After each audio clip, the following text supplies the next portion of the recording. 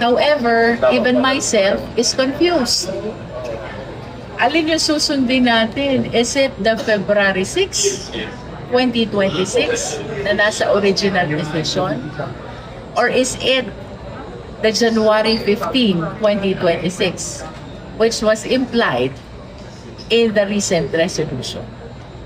But I think it is important na maliwanagan, ma-clarify ang Supreme Court yung date kung kailan allowed na ang second impeachment.